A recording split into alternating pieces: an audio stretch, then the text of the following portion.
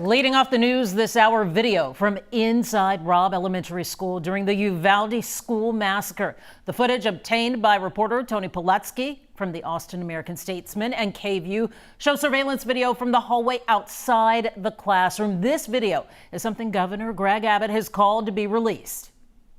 That video needs to be released, as well as the audio. So there's both audio and video of exactly what happened in that school, and everything that does not contain images of those who lost their lives and the victims should be released to the public. As you know, reporters have seen it, stories have been written about it. There is no law enforcement reason that I can see why that video should not be released. This just the latest as the families of these victims and the Uvalde community demand answers as to what happened inside the school. 19 students and 2 adults died in the May shooting. And today marks 7 weeks since that tragedy. Our Marcelino Benito joining us now, breaking down the video in detail. Marcelino, what have you learned from the footage? Well, guys, we want to be clear. The video is not easy to watch. It was first obtained again by the Austin American-Statesman and our sister station KVUE. We are showing it to you for the sake of transparency and really accountability for what happened inside that school. The video is 77 minutes long and broken down into specific key moments of that police response. You will not see any graphic images or violence in the clips you're about to see, but we do want to warn our viewers that some of you may find it disturbing. Cameras perched atop a funeral home across the street from Robb Elementary capture how that day's chaos began. The gunman crashed his grandmother's pickup truck in a ditch. Workers inside the funeral home are seen rushing out to see what happened.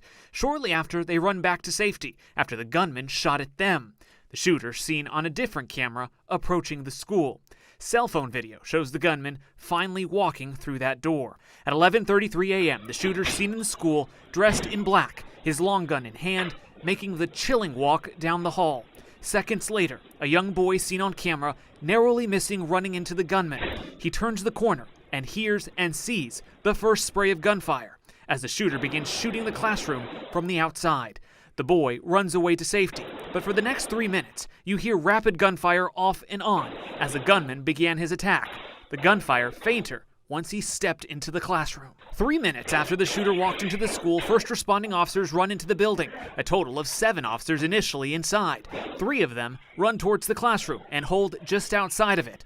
A minute later, the gunman shoots at police, and the officers retreat towards the other end of the hallway. One looks as if a bullet had almost grazed his head. No one would approach the classroom for the next 45 minutes. This time lapse from 11:38 to 12:23 shows you the number of officers from multiple agencies that poured into the school, armed with long guns and plenty of shields. At 12:21, gunshots heard coming from the classroom again, and we see law enforcement move closer down the hall, but they stall there for another 30 minutes. This time lapse shows you the activity in that hallway from 12:21 until 12:50. No apparent attempt to breach the class. Until 12:52, when gunshots ring out. And law enforcement finally moves in to kill the shooter, 77 minutes after the first officers arrived on scene. At one point, there were nearly 24 heavily armed officers in that hallway, and yet there appeared to be no sense of urgency to ever rush that classroom. DPS has called the response an abject failure, and guys, experts tell us this is one of the worst police failures in U.S. history. And just watching that video, the delay, and while this was all happening, we know children and teachers were dying. I know the main question is why? That's what we have to get to. Yeah, hopefully we'll get to that soon. Yeah. Thank you so much, Marcelino.